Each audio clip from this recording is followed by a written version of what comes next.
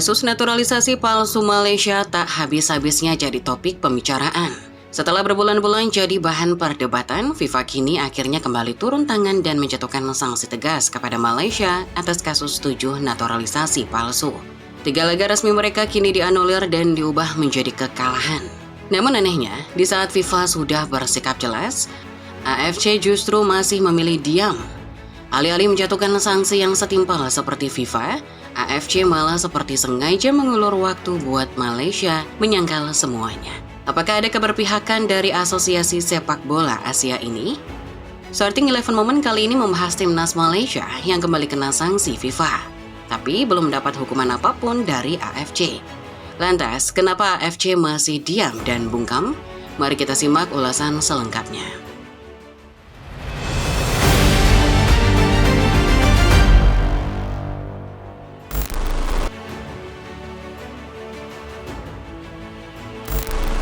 Kita semua tentunya sudah tahu tentang bagaimana kasus naturalisasi palsu yang menimpa Malaysia akhirnya menjadi bumerang besar bagi sepak bola mereka sendiri. Semua ini bermula dari naturalisasi 7 pemain, Gabriel Felipe, Facundo Garces, Rodrigo Holgado, Emmanuel Machuca, Joao Figueiredo, Hon Irazabal, Yon Irazabal, dan Hector Hefel. Naturalisasi ke-7 pemain tadi sempat membuat publik Malaysia gembira bukan main.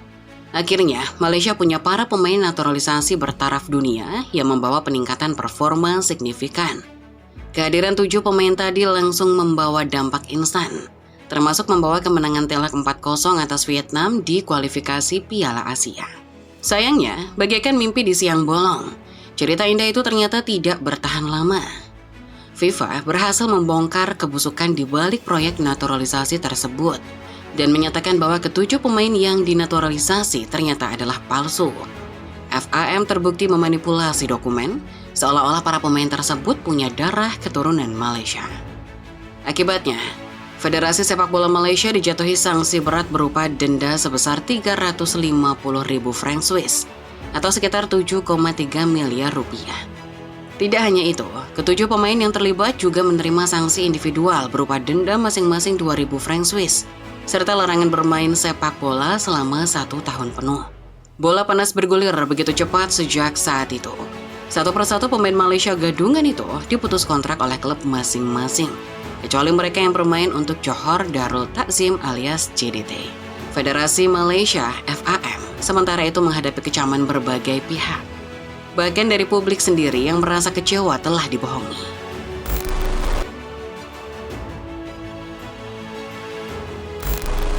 FAM masih berusaha menyangkal bahwa ke-7 pemain yang mereka naturalisasi adalah pemain naturalisasi palsu.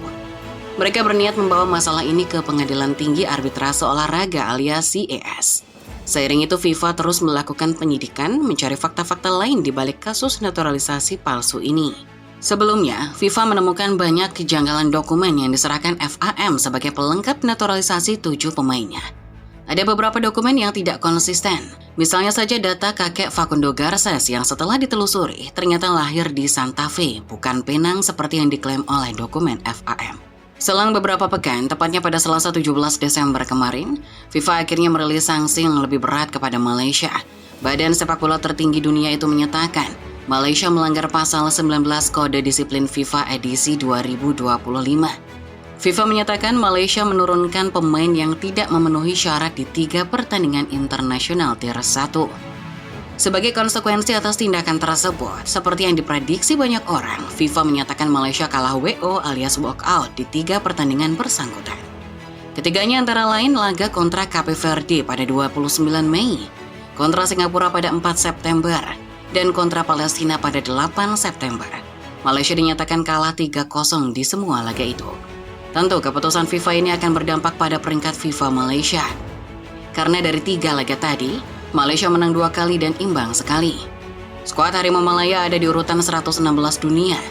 Kekalahan di 3 laga tadi membuat Malaysia kehilangan sekitar 22 poin, yang membuat mereka turun ke urutan 122 di bawah ranking Indonesia. Masalah Malaysia belum berhenti sampai di situ. Komite Disiplin FIFA juga kembali menjatuhkan sanksi tambahan kepada FAM berupa denda sebesar 10.000 franc Swiss atau sekitar 209 juta rupiah. Jika sebelumnya kasus naturalisasi palsu sudah mencoreng reputasi federasi, keputusan ini membuat posisi Malaysia makin memalukan.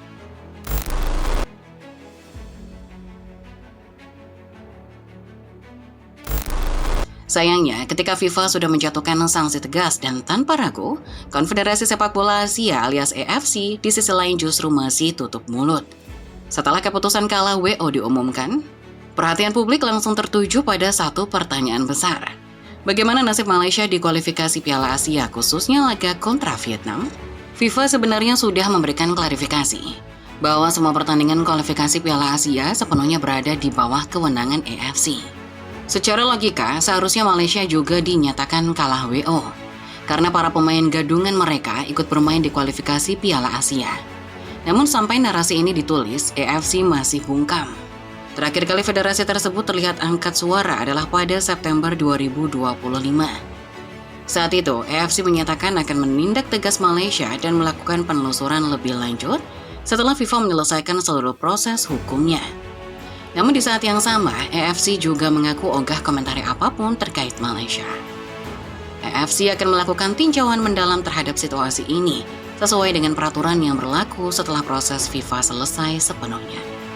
AFC tidak mengomentari investigasi dan atau proses yang telah selesai dan atau sedang berlangsung yang semata-mata berada di bawah kewenangan Komite Disiplin dan Etika AFC. Demikian bunyi pernyataan terakhir AFC.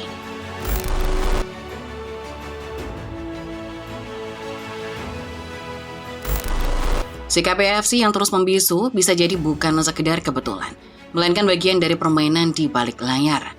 Malaysia bisa jadi sedang main lobby-lobby dengan pihak internal AFC untuk meredam dampak dari kasus ini. Apalagi kita tahu kantor AFC berlokasi di Kuala Lumpur, Malaysia. Selain itu, di dalam internal AFC sendiri, Malaysia punya sejumlah ordal alias orang dalam. Sekedar informasi buat yang belum tahu, Sekjen AFC dijabat oleh Datuk Seri Win Sarpal John yang merupakan orang asli Malaysia. Pria kelahiran Kedah, Malaysia ini sudah menjabat sebagai Sekjen sejak tahun 2015 silam. Sejumlah media Malaysia juga sudah banyak yang mengkritisi kasus naturalisasi palsu Malaysia ini. Banyak dari mereka yang secara spesifik menyebut keterlibatan Tunku Ismail Idris alias Tunku Mahkota Johor atau TMJ sebagai Sultan Johor. TMJ punya kedekatan dengan banyak petinggi termasuk juga AFC. Ketika ditanya perihal kasus naturalisasi palsu ini, Datuk Win Sarjon pernah mengatakan akan ikut membantu penyidikan dari FIFA. Sebagai sekjen, saya perlu mengemban tanggung jawab itu, terutama dalam hal administrasi, katanya pada November lalu. Namun pada kenyataannya, ketika FIFA sudah memberi hukuman, AFC belum melakukan apapun.